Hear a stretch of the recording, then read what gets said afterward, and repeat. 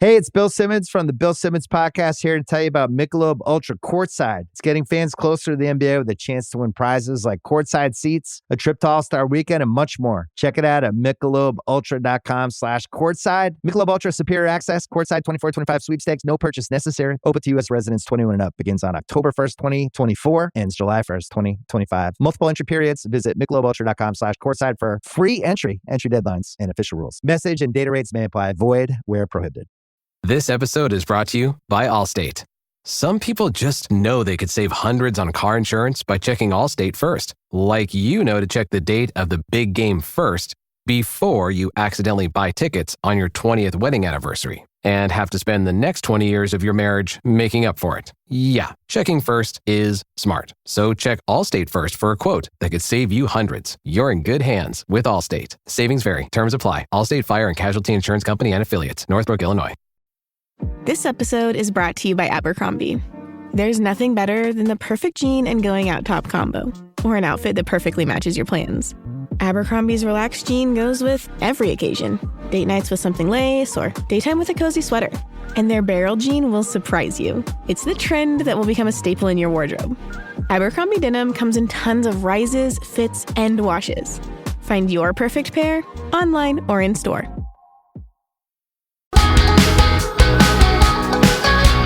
This is the Dragon's Lair, in association with the Riverside Sports Bar Newport, an American-style bar with a proper Welsh feel.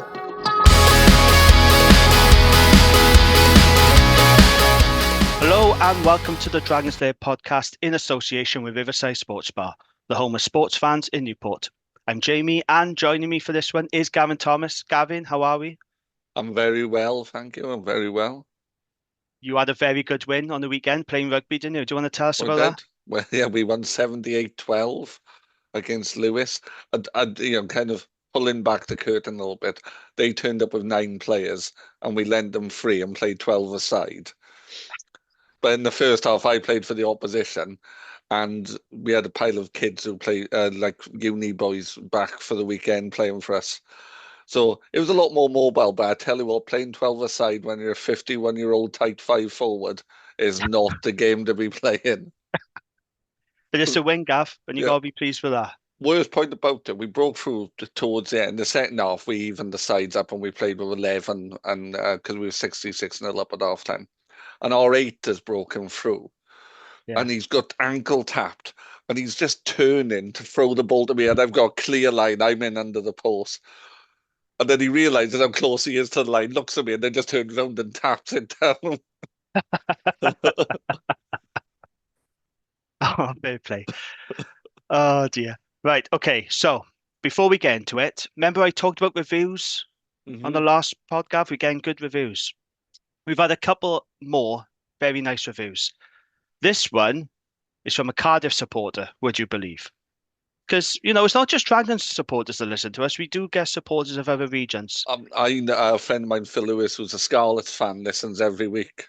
Exactly. I don't know why they do, but they do. And we thank them for it, in fairness. So, this comes from Ben, who's a Cardiff fan. And he says, I'm a Cardiff fan, but the Dragons are a team that I really want to improve. And you guys do a great job with your analysis, interviews, etc. So I will continue to listen, he says. Keep up the good work, chaps. Thank you very much, Ben. Even though you're a Cardiff supporter, we really do appreciate those kinds of words. So, thank you very much. And then this one then from Cardiff Exile says, as someone with only a passive interest in the fortune of the Dragons, I find this pod a really good way to keep on top of the latest goings on at Ronnie Parade. The perfect partner pod to the 1912's the 1912 Exiles analysis of Newport County AFC. So I think this has come from one of the guys at the 1912 Exiles pod. Yes. Out of there. It clearly has. And yes. He's praising us, but also it's like, let's give our pod a mention. It's good pod, though. Let's give our pod a plug. I do like the 1912 pod. Yeah. They're nice guys, in fairness. So I met them up in Wimbledon away. They are really nice. And I was at Ronnie Parade on Saturday watching County, Bradford, 0-0. It's funny because I would have taken a point beforehand, and I said to my wife, I'm actually happy with a point because Bradford were third. So, they're promotion chasing. I'd be happy with a point. We did get a point, but I came away slightly disappointed because they were down to 10 men. They had a man sent off in the first half. And we had opportunities, but I don't know, it's weird, isn't it? You know, when you get your expectations like, yeah, I'll settle for a point. And when you do actually get a point after the game, it's a little bit, you know? Whenever I watch county play, now I can't quite work out what they're trying to do.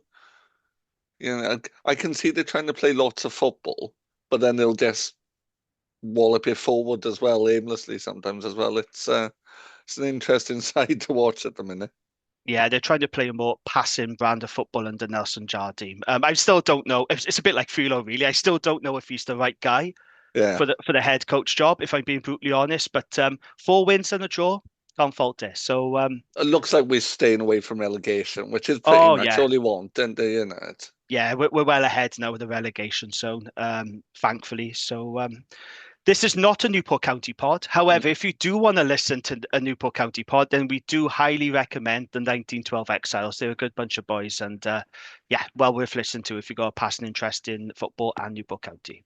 So thank you for those reviews. We appreciate your feedback as always.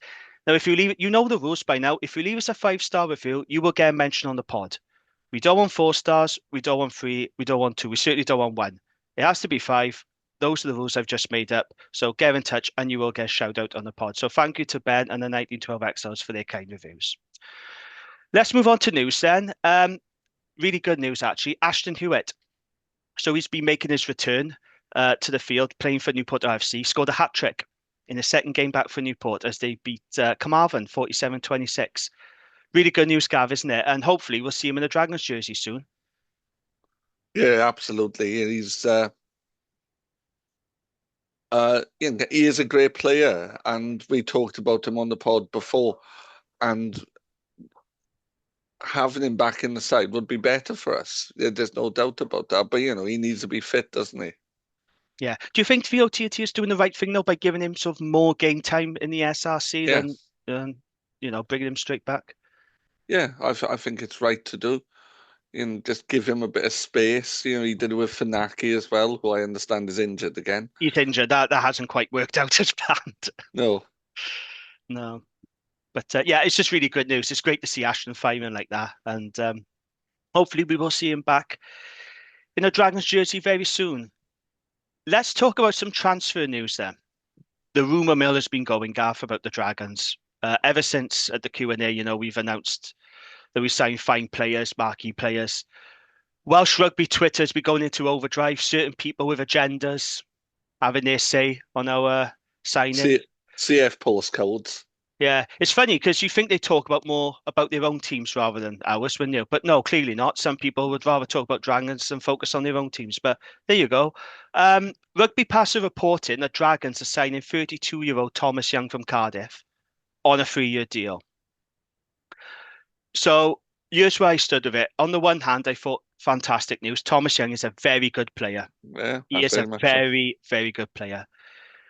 He's no spring chicken at 32. On a 3-year deal, I'm slightly skeptical. My understanding is on the 3rd year, the terms are going to be slightly less than the first 2 years, which is good news, I think. I think that's sensible. But bringing him in, I think it's a bit of a coup, because when you consider the report the Rugby Pass wrote, they said that he was in high demand from a lot of English Premiership clubs. He's a good player, so it makes total sense. He's going to be in demand. But we have signed him from Cardiff. Not official. That's not official, but those are the murmurings that we have signed him from Cardiff.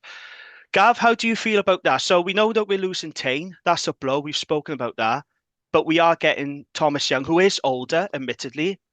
But I would argue, and you can have your opinion, I think Thomas Young is actually a better player than Tane, even though he is on the wrong side of 30. What are your thoughts of it? Different players. Thomas Young's a very good player. Tane is a very good player. They're different kind of back row players.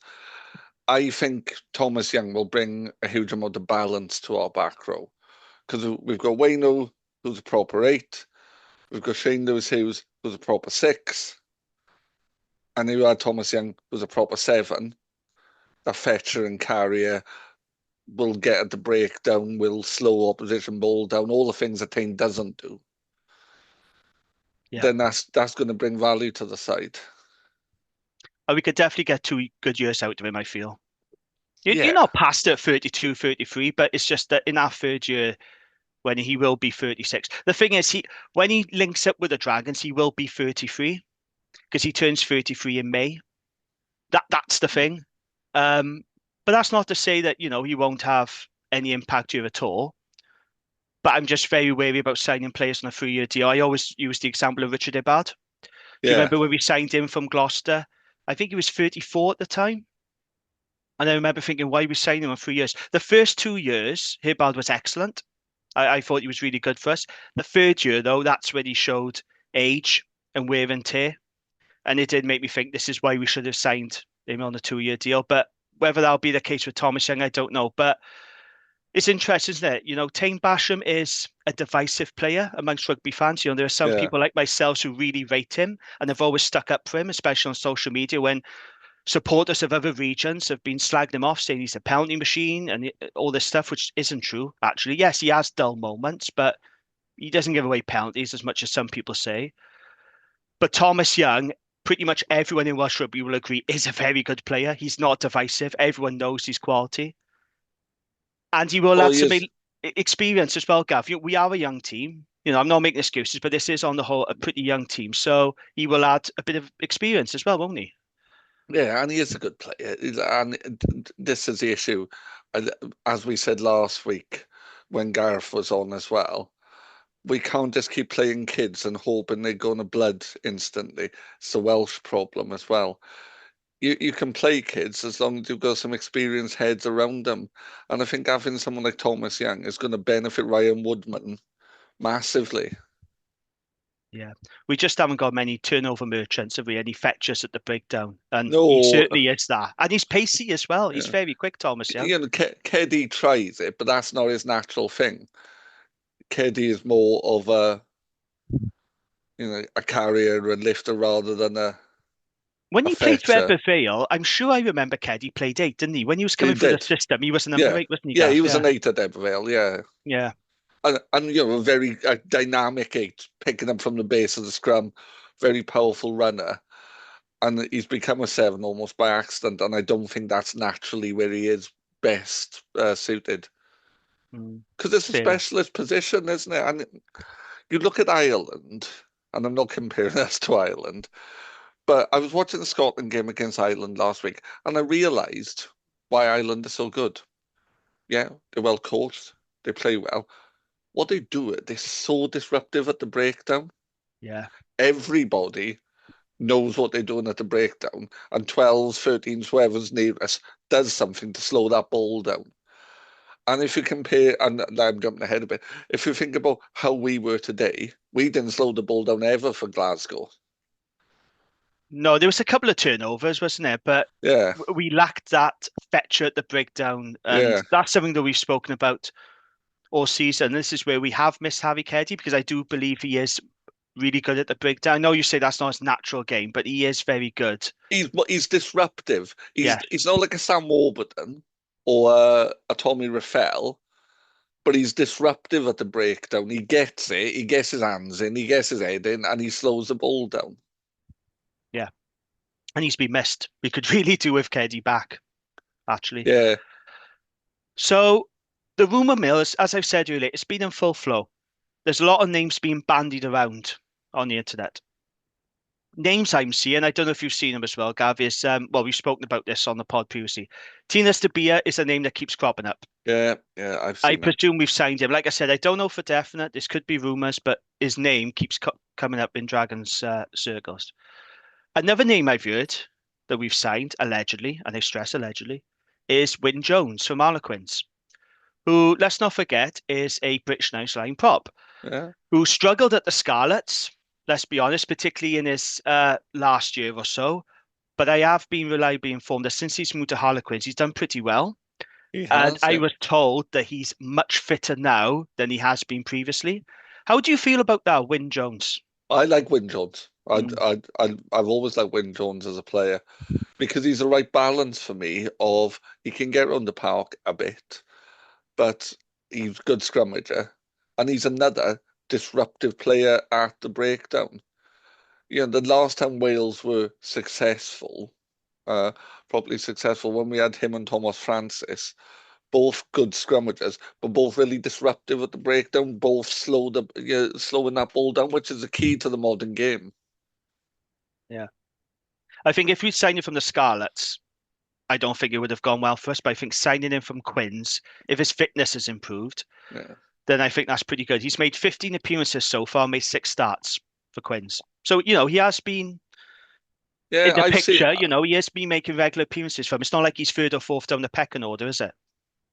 So in terms of Wyn Jones at Quins, I watch Quins occasionally, mainly on TV now. I haven't had much chance to get to see him this season. But he's done well, and I've got friends who are Quins fans, and they're saying he's doing well there as well. Saying that he's a good scrummager and all the things we know anyway. Yeah, that's good news, isn't it? I'd be happy with that. 32, that's good years for a prop, in my opinion. So good experience, and if he is fitter than what he has been previously, then that's a bonus. So I'm not against that. Another name that keeps cropping up, and we spoke about in the last pod. I know that you're not entirely happy with this. I know a lot of Dragon supporters ain't particularly thrilled with this. Is Seb Davis.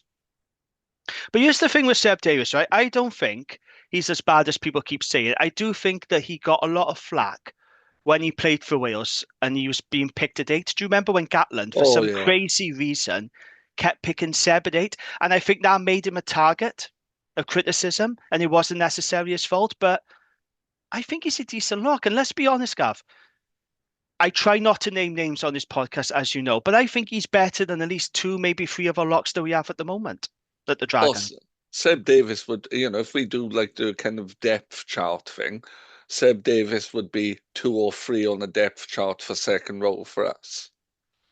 Yeah, I think him and Ben Carter, that would be decent second row pairing. Yeah, I really do. I don't know who backs him up then, whether it's Screech or Cummins, if he's ever fit again. Who knows? But I think he is an upgrade on some of the locks we have there. Well, if it kind of Seb Davis and Ben Carter would probably be your first choice, and then Screech and George Knott would probably be your second pairing. If George Knott is still with us, of course. Oh, of course, yeah. Because we don't know what's happening here, do we? I think there's some uncertainty around George Knott. But those are the names so far that's been mentioned. And okay, they're not world beaters. They're not hugely exciting. But what I would say to people is, when you're the worst team in league, what are you expecting? It's a challenge, isn't it? When you're down at the bottom to attract really good players. And I think, to be fair to the Dragons, this is probably the best kind of players that we can pick up right now. And if that means that we have to pay a little bit more or offer another, an extended deal, then so be it, because that's what we have to do when you're at the bottom. I've watched a lot of rugby league this weekend for reasons I don't quite understand, because it's not a sport I generally like watching. But there might be there's value in, for me, looking in rugby league now. Clearly, I wouldn't look at anyone else outside of wingers, but they can all play on the wing in rugby league anyway, because that's essentially all they do. They don't have to do anything properly. But I've watched a lot of games this week, and you're thinking, why don't we look at some of these guys? Because they're not going to be on lots of money, and see if we can convince. Because they're big, physical, hard-running outside backs. It's not going to hurt us having that in the side. No, it's not. You might uncover a gem. It would be nice to have like a fully fit Regan Grace, wouldn't it? I know he's at Cardiff now, but imagine if he was in the Dragons and he was fully fit. That would add another dimension. I was watching the NRL All-Stars game, which was Indigenous All-Stars against Maori All-Stars.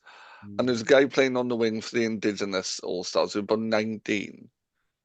And he just looked... You just watched him thinking, oh, that's the kind of player we could do with. He was 19. He was about 6'3".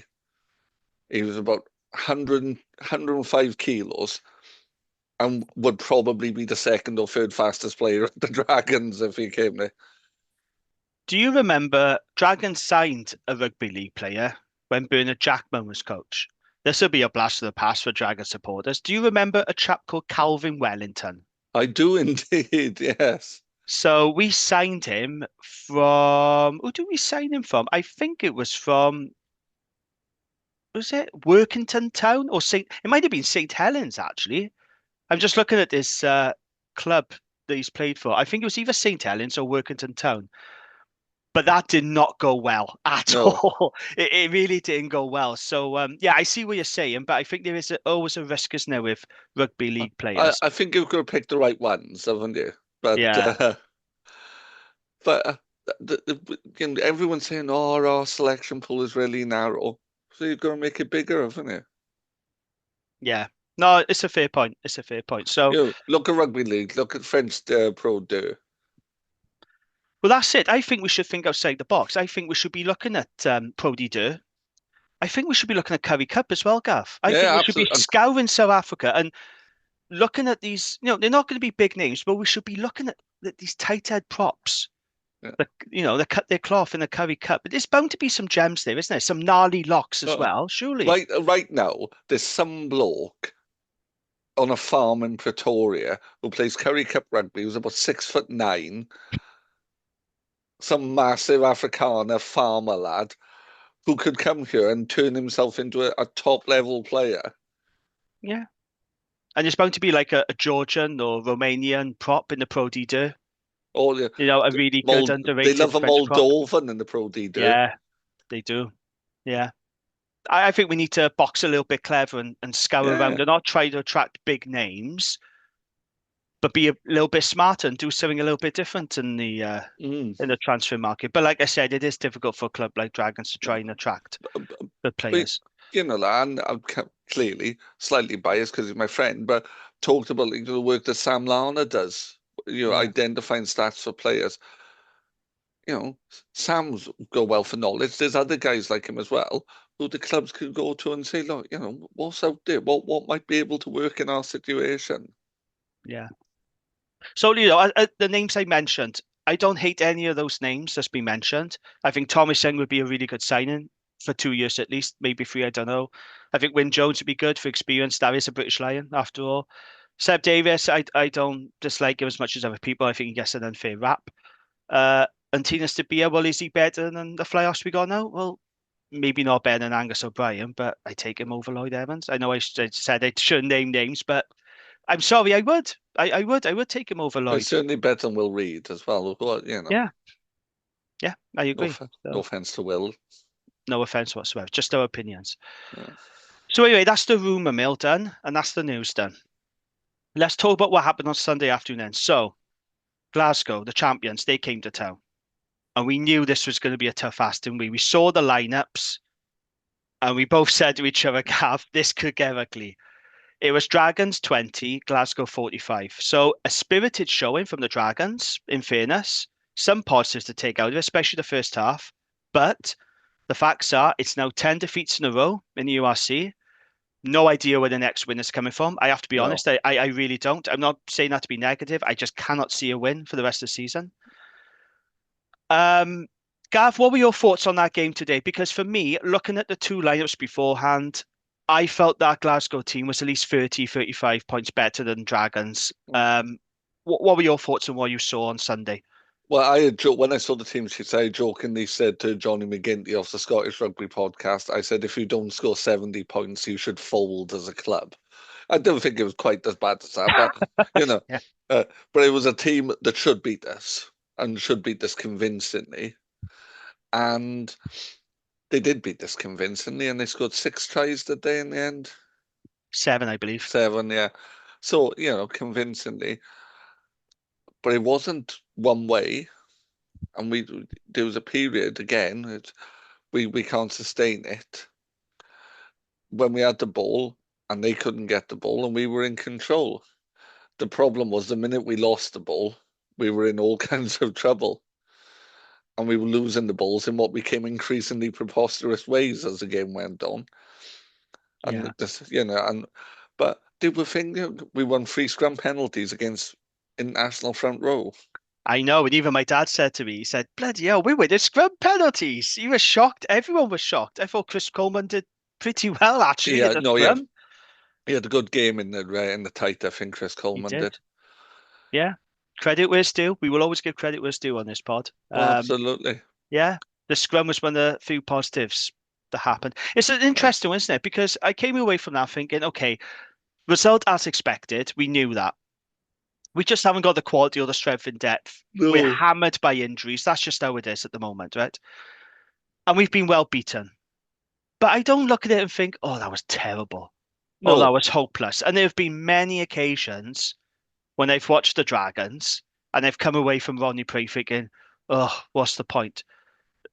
Even though we were well beaten, I thought it wasn't that bad as I was expecting. Okay, the bar is low. Let's be honest about that. The bar is so low now, it's practically touching the ground. We were well beaten, but I didn't think it was that bad, Gav.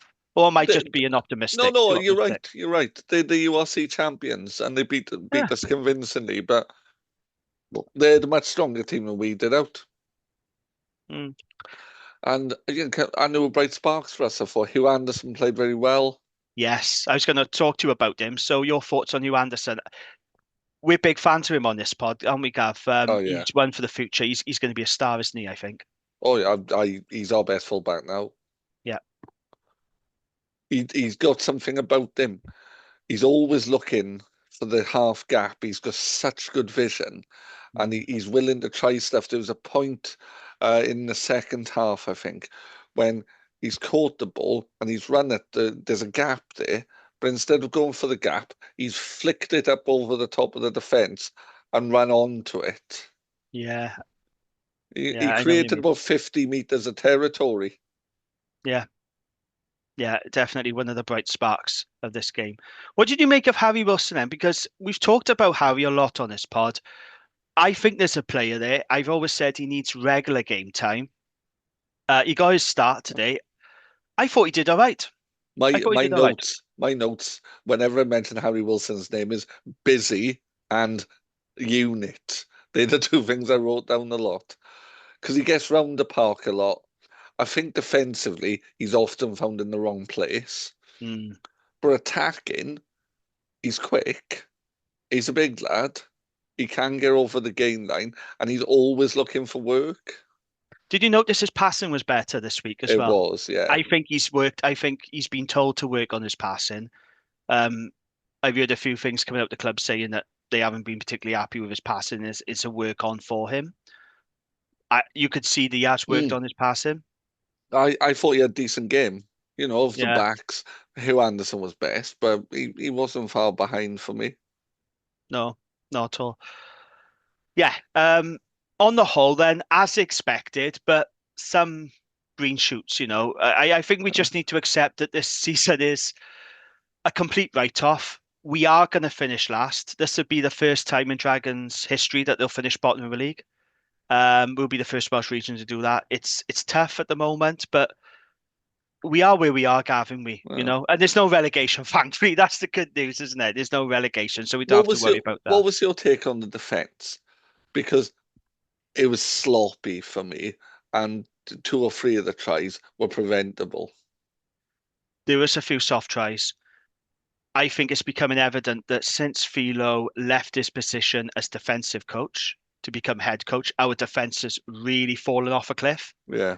And we were told at the Q&A that although we don't have a defence coach now, one of the academy coaches is helping out with Philo. So Philo is still Oh, covering defence as well as head coach, but he's got an academy coach to help him.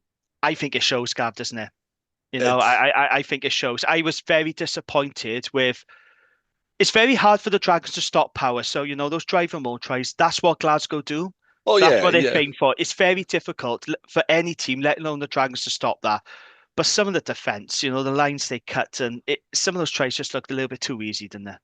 yeah. There were a couple of times when the Argentinian winger just ran through space that shouldn't have been there, and No. a couple of times Jared had to run up the field to catch up. Yeah. Yeah. Defense was very disappointing today. There were a couple of times, where we turned the ball over on our own line. We did show a bit of doggedness. And I can't fault the effort, Gav. I can't fault the effort that these players are putting in. Like I said, it was a spirited performance. It's just not good enough against A teams like side like Glasgow. that. No, That's how it is. they're one of the best teams in the league. Yeah. Reigning champions, second best team in the table, second best team in actuality, probably after Leinster. Yeah. And I'm no one for making excuses, but we have been hammered by injuries. We've got a Yeah, crippling injury list, and it's when that happens to a paper thin squad like ours, then it's going to be a struggle, you know. we were bringing teenagers on in the second half. I tell you, who wasn't a teenager who did come on though was Scott Williams, Indeed, yes. making this Dragons debut. Who, just to be clear, the Dragons have not signed Scott Williams. He's been actually signed on permit from Pontypool for this game, which I thought was quite interesting. What did you make of him when he came on? I thought he did all right, Scott Williams. Yeah, it was Scott Williams' performance, wasn't it? Yeah. He looked for the ball, a couple of rumbles defensively was solid. So, would you like to see more of Scott Williams in the Dragons jersey going forward then? Well, it's not going to hurt, is it? I, I, I like uh, I like Ackerman. Yes, you do. Yeah. I like Joe Westwood, but their products, they're not quite complete yet. And Scott Williams, yeah, he's past his best, but he's been there, he's done it. But he offers experience in the young team, doesn't he? And Yeah. I think this team needs a bit of leadership and a bit of experience. And I think at least Scott Williams will bring that. I mean, we're not going to get 2012 Scott Williams anymore. No, Forget that. But I but thought look, he was okay when he came off the bench. I thought he was pretty decent, actually. but look at the team we put out today, full of young men or guys perhaps not at that level. An Aaron Owen captain, didn't he? How old is he? 24, 25? Mm, yeah. Harry Wilson playing alongside him, 22. Hugh Anderson is he 19? Is he 20? He's about that. I think he's 20 now, isn't he? Yeah. It's a young team. Yeah. On the whole, it was a young team. But I think what we saw today was the team hammered by injuries. Lots of kids, but also sadly, and again, I don't want to mention names, but maybe a couple of senior pros who just aren't up to it at this level. That's where we are. That's just where we are. I don't think the second row added anything to the game. No. Anyone who played second row today didn't really add anything to it. No, disappointing, wasn't it? But like I said, the scrum was one of the few success stories, and I really didn't expect that to be the case, especially against Glasgow. Yeah, but Jamie Batty as well, well regarded prop forward. Yeah. So that was that then. Like I said, result as expected. I don't think there's too much to say about that game unless you got any final thoughts, Gav. No. Yeah, No. it's slightly better than we hoped for. Yes, and probably the best performance in 2025 when you consider like Scarlets, Lions, Munster have been pretty rancid, uncompetitive, and even though we were well beaten, we were competitive in the first half at least. This wasn't a game where it was game over in the first half like we saw in the previous three games. Unfortunately, the second half we didn't fire a shot, and that's really disappointing. As has happened quite a few times this season. Indeed. But we kept seems them to be honest. A drop off. We did. Kept them honest. Yeah, absolutely. Okay, so that's that then.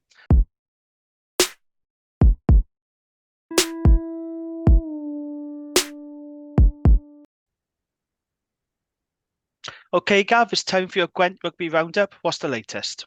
So, we know Newport beat Carmarthen in the SRC, but there were no SRC other than that.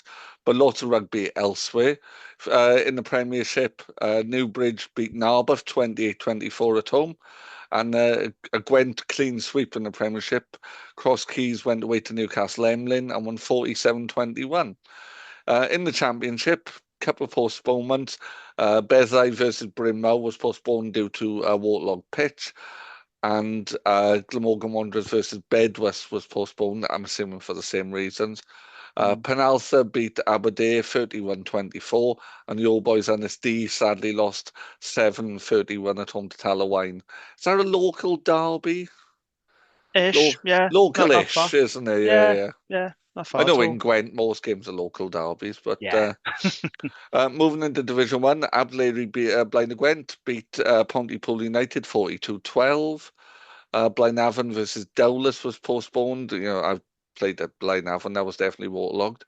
Newport High School All Boys versus Abergrenny was also postponed. And Sengenedd 19, Monmouth 26 into Division 2, where Blackwood beat Pill Harriers 33-17. Blaenau beat Cwmbran 22-17. Croeso Ceiliog edged Abercarn 12-10. Garndiffaith versus Caldicot was postponed. And Usk beat Risca 62-8. Not a great day for the Risca fans there. Division 3, Killeen 13, Newport Saracens 27. Then a host again postponed, Chepstow versus Abertwsog, Machen versus Fleur de Lis, and Oakdale versus New Panteg were all postponed. And Rumney beat Nandyglow 37-5, our Rumney as opposed to Cardiff Rumney. Into Division 4, Bedwellty 55, Fordside 14, Crumlin 27, Crickhowell 11. Gwynafed versus Whitehead was postponed. Pont-on-Fry 5, Llanillas 20, and RTB Ebervale 45, Betos 10. Into Division 5, Beaufort lost 14-27 at home to Hartridge. Derry lost 23-10 at home to Tredegar Ironsides. Havod beat Abersychan 23-21. And Blackwood Stars beat Mago 23-9 away from home. And then into Division 6A, Girlin versus Trinant was postponed. And our friends at Tredegar, New Tredegar beat Cumcawn United 64-5. Lovely stuff. Okay, is that it for this week? That is this week's Grassroots Rugby. Excellent. Thank you very much, Gav.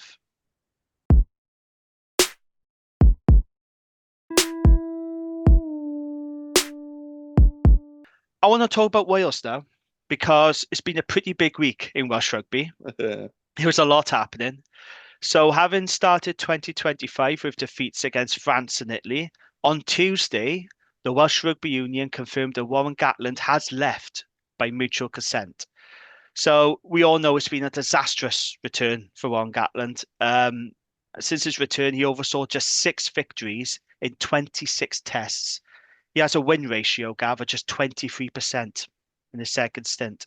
They do say not to go back, don't they? And I think Gatland is a perfect example of that. Wales have also slumped to a lowest position of 12th in the world rankings behind Georgia. And this promotion relegation debate is raging even more now, ever since Wales have been slumping.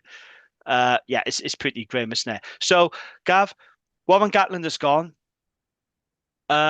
Right decision? How do you feel about it? No, it was right decision. And I say that with the greatest level of respect for what Gatland did for Wales in his first spell on the British Lions. But whatever he was doing, I don't know what he was doing, and it wasn't working. And what I don't want to do is for a generation of young Welsh players to have been scarred by this.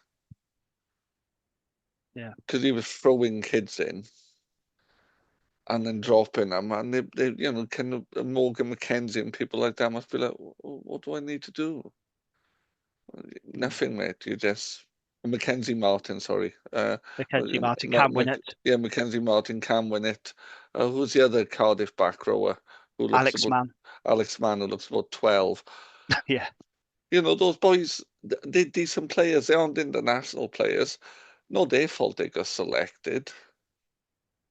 No. Well, they can win it. Maybe he is an international player. He's just been hung up to dry a little bit. So, it's the right thing, massively, sadly. And what I really liked was the fact they had a plan. Yeah. He went and match area was imposed. I'm not convinced that's a long-term solution, but it's a plan, and having a plan is a good idea. Yeah, we'll talk about match out in a bit. When you look back at Wales, though, and particularly Warren Gatland, we all know that he was Wales's best coach, but now he's going to go down as Wales's worst coach as well, simultaneously. It's quite strange how it's worked out. That's Welsh rugby for you, I think. It absolutely is. Do you think his legacy is tarnished by this second stint? No. You don't, no? He won 3 Grand Slams. He took us to 2 World semi-finals. He went on 2, not defeated Lions tours. No, he's one of the greatest coaches of the modern era, of the professional era, if not the greatest coach. So you don't think this is a stain on his legacy for Wales then, like some people suggesting that it has tainted it a little bit? You don't think so?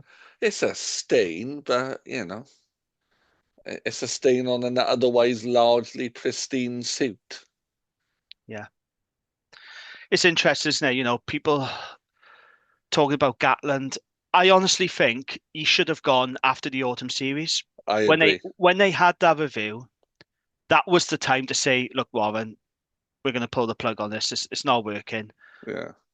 But they gave him his full backing, Gav. Ivy Tooney came out and said, Warren's going to lead us to success. Those were the words that she said. They were fully behind him. 2 games late, he's gone. It's a terrible look for the WRU. I mean, let's be honest, they've been giving terrible looks for years, haven't they? But it's not a good look for the WRU. Mm-hmm. And also, I'm not surprised he's gone, but the timing of it, I'm very surprised they pulled the plug during the tournament. I thought they would have waited until after. So whilst I'm not surprised Gatland's gone, I was slightly surprised of the timing that they did it mid-tournament. Were you surprised by that or not? No, I think if they'd waited longer, it'd have got worse. Yeah. I think what the WRU want is Welsh fans to think, oh, there's something to look forward to. There's nothing to look forward to at the minute. But we aren't going to beat Ireland on Saturday. I'm not that insane. But what if we just perform a bit better? What if it's not 50 points? What if we put some rugby together? That's going to give us something positive. I don't think Gatland had anything in him to do anything different. There's a lot of people saying, and this was the mainstream rugby media's view as well, well, Gatland's not responsible for, the shit show of Welsh rugby. He's not, responsible for all the problems. And that's fine, but 2 things can be true at the same time. The fact is, he's not responsible for all the problems of Welsh rugby. That point has been hammered home to death. But also, I'm sorry, Gav, you can't survive 14 test defeats in a row, mate. No matter who you are, you cannot survive that. That's simply unsustainable, isn't it? He's also responsible for the players he puts on that field. Yeah. And he didn't select the right players in the right positions. No. And that showed. I like Ben Thomas. I think Ben Thomas is a great player. You're a big fan of Ben Thomas, I know. I really like Ben Thomas. He's the kind of player I love to watch. Ben Thomas isn't the 10. No, we all knew that. He isn't the 10 as long as the sun's in the sky. And he's a 12. He's a creative 12. But he isn't the 10. He doesn't orchestrate the backs around him. He's an individualistic player. So play him at 12. But then also play other 12s in, essentially, I think, didn't we end up with, we had 3 12s playing, didn't we? We did. Yeah, we had Ben Thomas at 10, and we had Owen Watkin at 12, which is right, because he's a 12. Yeah. And we had Joe Roberts at 13, who's also a 12. It just doesn't make sense, does it? And, Warren hasn't helped himself. No. He has not helped himself. He hasn't helped himself with the tactics, the outdated tactics, I have to say. The selections, like I said, the Ben Thomas experiment was a failure. Bringing Howley back. Remember the Corey Hill debacle? Yeah. With the debt collecting and everything? Massive PR disaster for Gatland. So naive to say. Making him captain. Yeah, and then to say, oh, I didn't realise it was going to cause this much uproar, or I didn't know it was going to cause this much hurt. I was like, are you serious, mate? The guy threatened a woman and her family in her own home, And okay, he apologised for it, but only after he'd been selected. So that was a PR disaster. It was felt by a lot of players that he didn't support them enough during the strikes. Remember the strike action, the negotiations up in the Vale? There were some players who felt that Gatland didn't really put his full support behind the players. The Telegraph columns that he was writing, which I always thought was weird for a current head coach to be writing critical Daily Telegraph columns. The lack of responsibility that he's taken. It's always the region's fault, for creating losing environment. So he's blaming the league. When they had that review, he was saying, well, some of these guys haven't experienced what was it, a winning environment or winning culture. So how can they, you know, talk about that kind of thing. So I just think you haven't helped yourself, Warren. And I love Gatland. I'll always appreciate what he did for Welsh rugby, and we should all be thankful and appreciate what he did for Welsh rugby.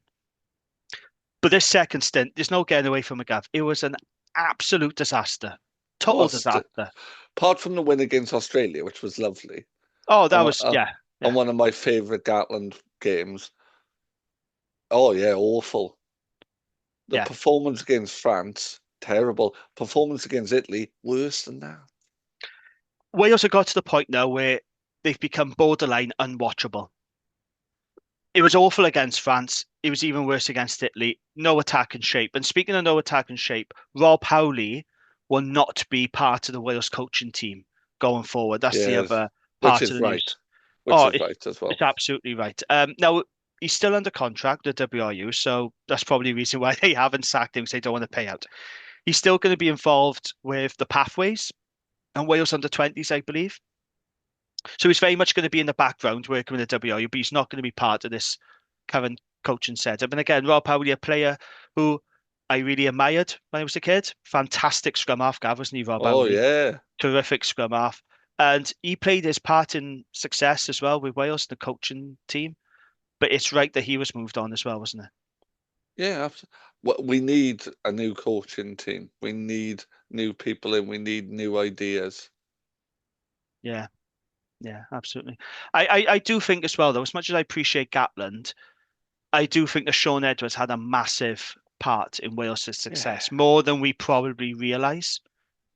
Because I made the point on Rap the other week. What has Warren Gatland won without Sean Edwards?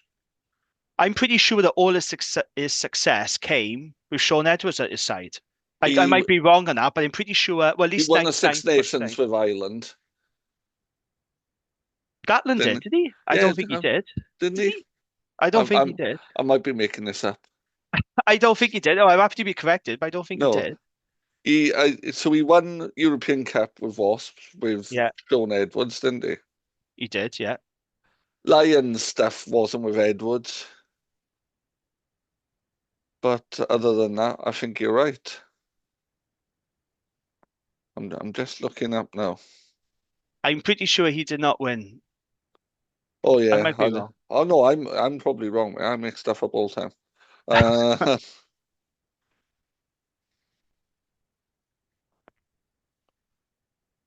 No, yeah, you're right. He didn't win anything. He won 3 premierships in the Heineken Cup so he has won something without Sean Edwards. He won the Air New Zealand Cup with Waikato in 2007. There we go. Or 2006, rather. Yeah. I was just looking here that in Gatland's last year with Ireland, they finished on the same points as England, but England were winners. Yeah. So, yeah. A lot of the success he had came with Sean Edwards by his side. So everything but one Air New Zealand Cup. Oh, there you go. So Gatland's gone. Howley has gone, but he's still very much in the background. Yeah. Well, Gatland hasn't gone either, has he? He's still on contract. I think he's on gardening leave. He's on gardening leave, yeah. Okay. So the WRU have turned to Cardiff's head coach, Matt Sherratt. He's going to take over as interim head coach for the remaining 3 games of the Six Nations.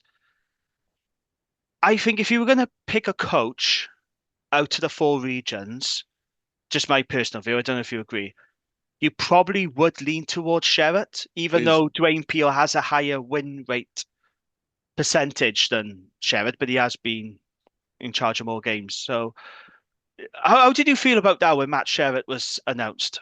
So I didn't really know what was going on for most of the day because I was working, and when I'm working on site, I barely look at my phone. I don't get a chance. I work fairly solidly for 12 hours, and I look at my phone when I'm on my way back to the hotel. Yeah. And I looked at my phone, and my group chats were full of stuff. And then I saw Matt Sherratt had been selected. I was like, oh. It's interesting. And yeah, and I think it's the right. No one within the Welsh setup could have done it.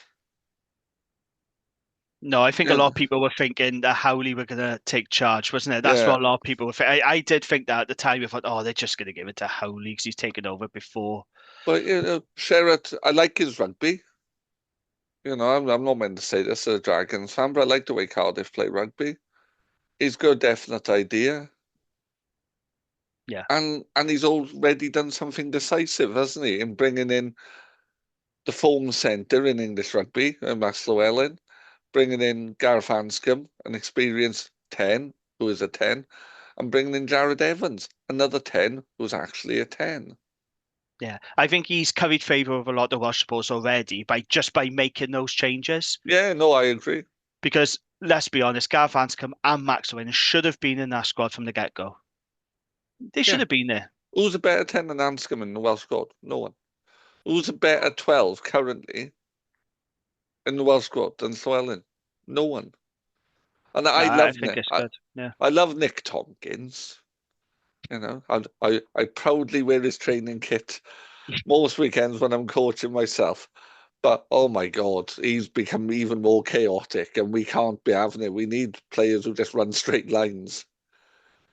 Yeah. Although Sam Lowner says he's not as chaotic as people says, mate, on Twitter. He Yeah, did make a point of saying he's not chaotic. He is chaotic, isn't he? he Let's be is. Yeah, honest. He is. I, Sorry, I, Sam, but we disagree Sam's on that right one. 99 times out of 100. He's not right this time. Yes, I agree. Bless him. Um, I'm. Do you know what? It's weird because I was dreading the game this weekend, Wales Island. I really was. I'm actually looking forward to it now. I'm slightly intrigued because I think this is a no-lose situation for Matt Sherratt. Because if he does well for Wales and he wins a game, his stock is right up there now. And he's put himself in the shop window. Like clubs and nations are going to pay attention. If he does really well with Wales and wins a game, his name is out there now, you know?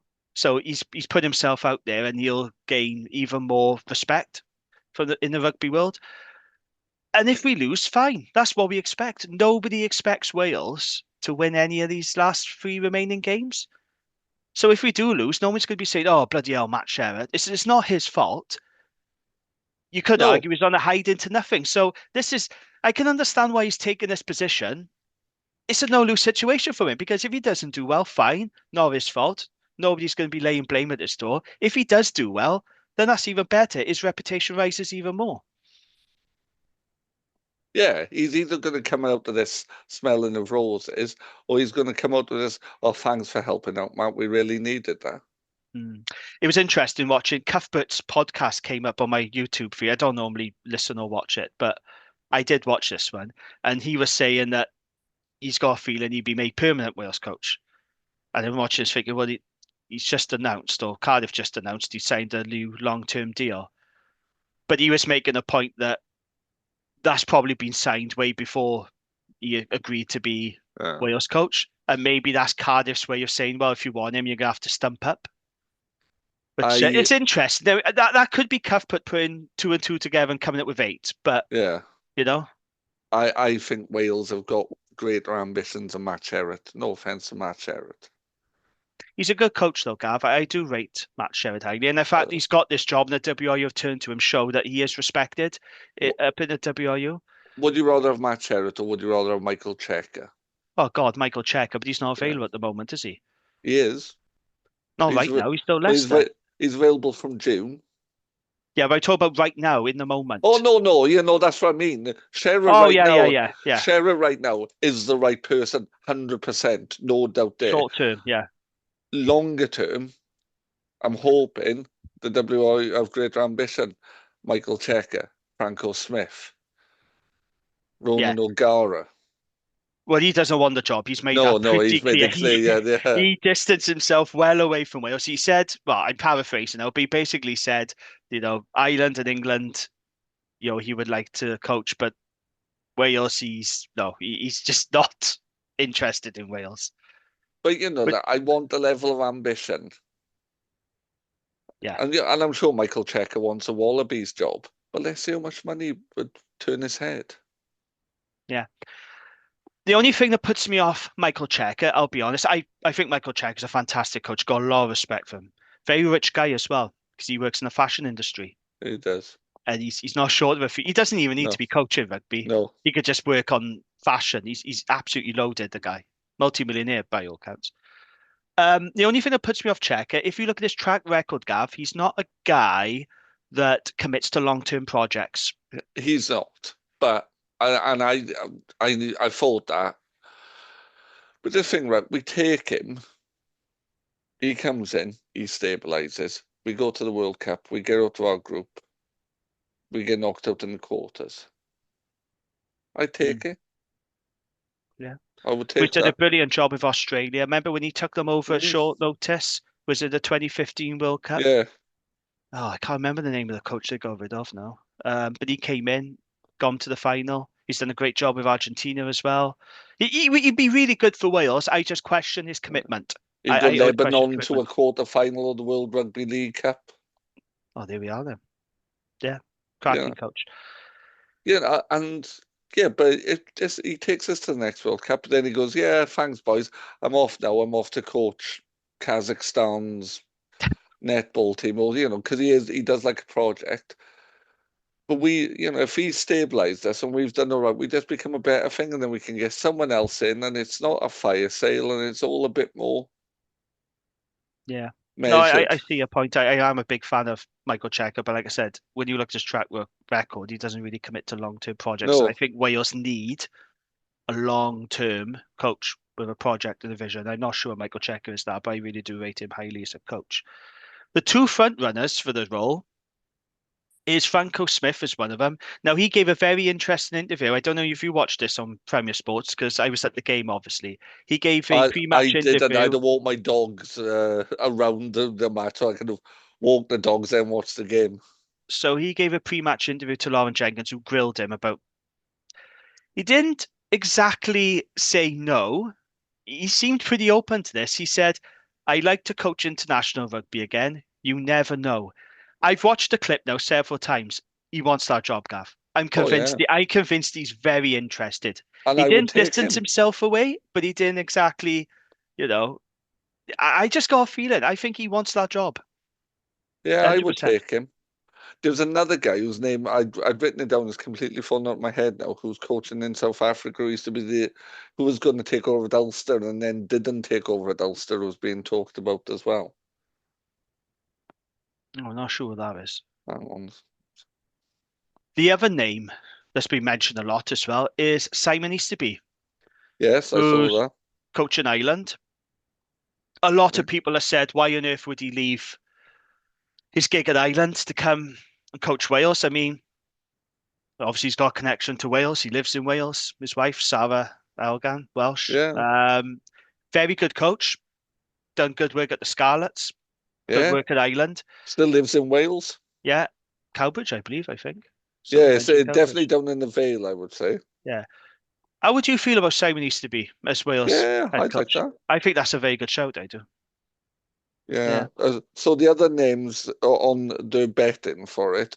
So Checker is favourite, followed by Brad Moore. Oh, Brad Moore, right? Yeah. Yeah, Franco Smith, Simon Easterby, hmm Steve Tandy. That can go away. No, not for Uh, head coach, no. no. Yeah, I'm trying to find the other guy's name. There's South African fella. But yeah, Razi Erasmus. It's not Razi, is it? it's not Razi, no. It's also other names being mentioned, according to the credible news source of Wales Online, is Stuart Lancaster. That's an interesting one because Alex Bywater, Daily Mail, he wrote an article saying that because he's been sacked now by Bastard 92, He that he would has. bring him in as like a DOR. And he got absolute pelters for it on social media. But actually, I don't think that's a bad shout, you know. I honestly don't think that'll be a bad shout for the WRU to bring in Stuart Lancaster. I don't think that's as bad as what some people were saying.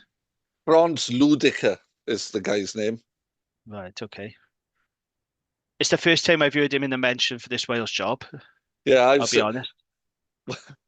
the first person who said it to me was a South African. So, but then he is on the bet, and he's 14-1 currently. That's very interesting. That's very interesting. I think for me, it's got to be out the two people, Franco Smith and Simon Easterby. I think they're the strongest candidates at this moment in time. Although Michael Checker is a strong candidate, I'm just not sure for the reasons I've already mentioned. But for me, Yeah. I would like to see us go for Franco Smith or. So if you had a choice then out of those three, Franco Smith, Simon Easterby, or Michael Checker, who would you prefer? Easterby, I think. Yeah. Do you think you'll leave Ireland though? Because a lot of people are questioning why you would. But Head coach job yeah, in a country he lives in a country he's played in. yeah. You know, with a Welsh wife. I don't think the Wales job is as totally undesirable as people are making out. Like, I don't think it's as desirable as it used to be. I think it's not as attractive a job as it might have been 2, 3 years ago now because of the obvious struggles and the politics in Welsh rugby. But I don't think people are like, oh, why would you want to take Wales job? I still think it does carry a certain Well, prestige about it, being the head coach of a national team in a rugby literate country on the whole that gets big crowds to a top class stadium. Hmm. Yeah, it's a big job to take on. It's a bit like Yeah. Newcastle United in football, isn't it? Without Oh, the yeah, I know what you're well, saying. Newcastle are a big club, yeah. but it's like a club that perhaps are underperforming historically.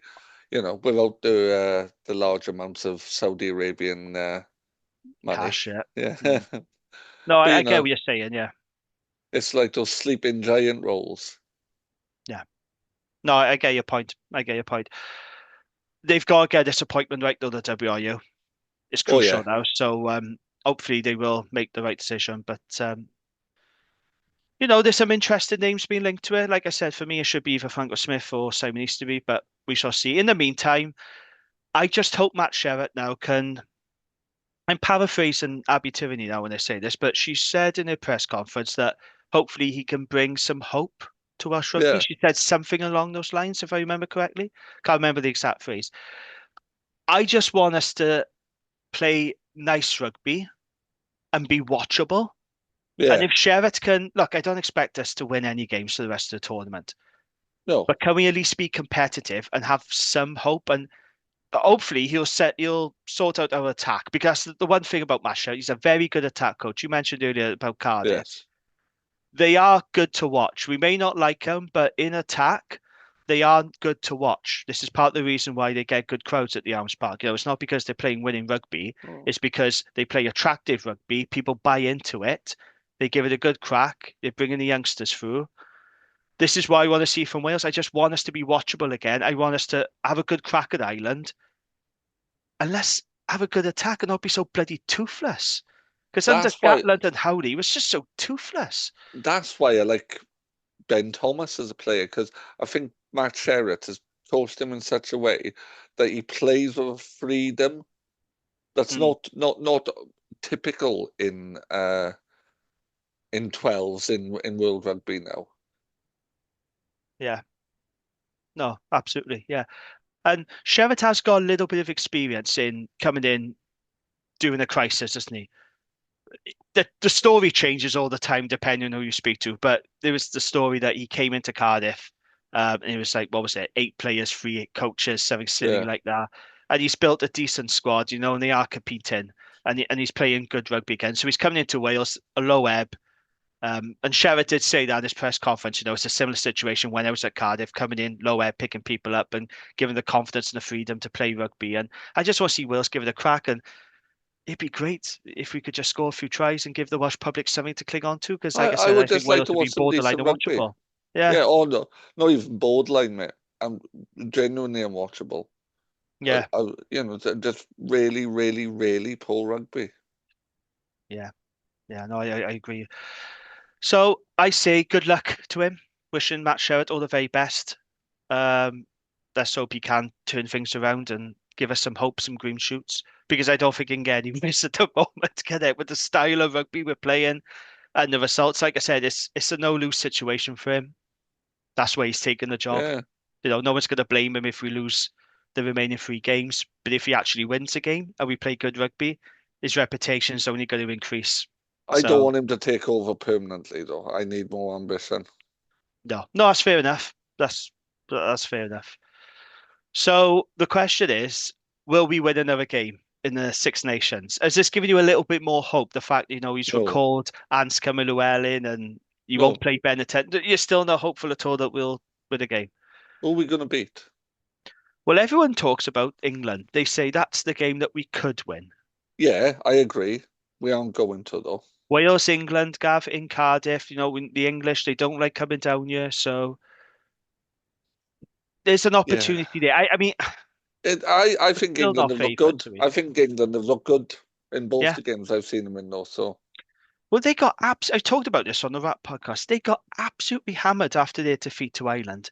And I thought they were decent. I thought there was a lot of positives, but the I English think rugby media hammered them. I think they played well against one of the best rugby teams of the last 30, 40 years, Yeah. No, absolutely. Yeah. Be interesting, wouldn't it? It's England Scotland this weekend, I believe. Yeah. Yeah. Yeah, that'd be interesting because they'll want to finally get a win over Scotland because Scotland have had their number now, haven't they, for a number of years, winning the Calcutta Cup, so they'll be keen to Yeah, get well, I think revenge. it's 5. Yeah, so the last time So 4 wins in a row, I think. it's 5 years since they last won because the last time they beat them, yeah, it was 6 years ago. Because I remember the draw game was the year before COVID, and my mate Nick, who I ended up doing the charity game for, passed away. I just remember his despite being an England fan, his absolute delight at how batshit mental that 31-all game was. Oh, that was one of the best ever games in Six Nations. That was so He, good. even So and good. when England drew, he said, "I don't want that to happen. I want Scotland to win it." And that was all because Finn Russell turned around to Gregor Townsend and said, "Fuck you, mate. We're not playing by your rules." He completely ignored, didn't he, his match sort of advice and instructions. He just went completely off on one Finn Russell. They completely ignored what Townsend told him in changing room apparently, and just went at it and could have and should have won. Mm, Yeah, brilliant, brilliant, brilliant game. Who do you think will win the Six Nations now? Because I Ireland. guess Ireland are still, with France's disappointing defeat to England. The amount of times they dropped the ball, bloody hell, it's very unlike France, wasn't it? Ireland will win the Grand Slam.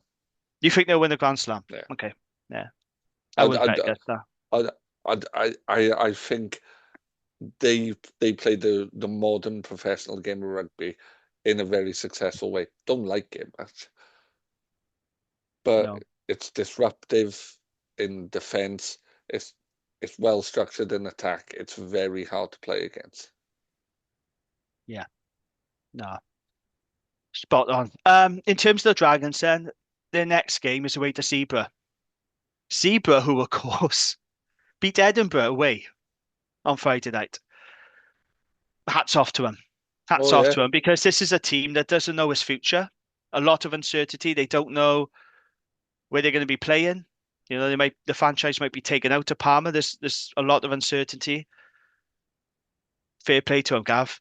They have a really good season, didn't they? They deserve to be above us, no doubt. no, they've been much better side than us. Much better side than us. Yeah. How do you fancy our chances out in Zebra? Oh, we aren't winning out there. It's just difficult to say. Like I said, I don't want to be negative. I just give my honest opinions. But so Zebra, they're 15th at the moment, 20 points. Dragons are rock bottom with 8 points. I can't see us catching them up or overtaking them, Gav. Can you? I think that's it. No, we aren't catching them up, are we? No. Ulster are 14th with 23. They've had a very poor season by their standards. I know they're going through a rebuild. They're playing more youngsters than normal. They've had financial issues, but it's just time to accept we're going to finish last, and we? And Zebra will be licking their lips, won't they, at that prospect of us going there, It's hard to see a win. No, I think they're playing well, Zebra. And they could have beaten Cardiff if it hadn't been the first game of the season, if it wasn't for the worst 30 minutes of rugby I think any side has ever played. Oh, they were absolutely wretched in that first half, weren't they? Absolutely stinking. But to be fair, in that second half, if they took their chances, they probably Yeah. could have beaten Cardiff. But, look at who they've beaten. They've beaten Munster, Ospreys, Ulster and Edinburgh. Plus, they lost 3 games by 5, 1 and 1. Yeah. You got to take your hats off to them. Fair play to them. And they deserve a bit of success, their supporters. But I guess we're the new zebra now. Yeah. Well, the new Dragons, the new zebra. That's where we are. That's how low we've sunk. It hurts saying that. It really does. But It's realistic, though, isn't it? that's where we are. That's where we are. So I didn't want to end on a negative note, but I usually like ending on a positive note. But no, we'll see what happens in that zebra game. But no doubt they are heavy favourites for that one. Right, I think we'll wrap it up there. That'll be it for this week. Gavin, thank you very much for joining me, as always. Thank you to our friends at Riverside Sports Bar for their continued support of our podcast. We'll be back soon, but until then, thank you for listening, and we'll see you in the next one. Ta-ra!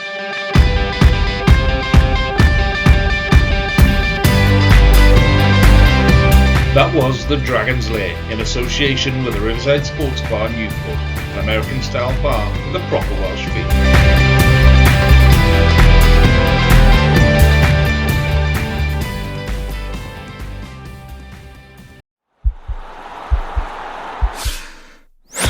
This podcast is part of the Sports Social Podcast Network.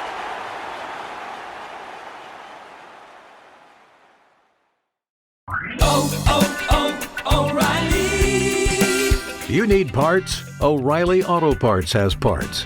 Need them fast? We've got fast. No matter what you need, we have thousands of professional parts people doing their part to make sure you have it. Product availability. Just one part that makes O'Reilly stand apart. The professional parts people.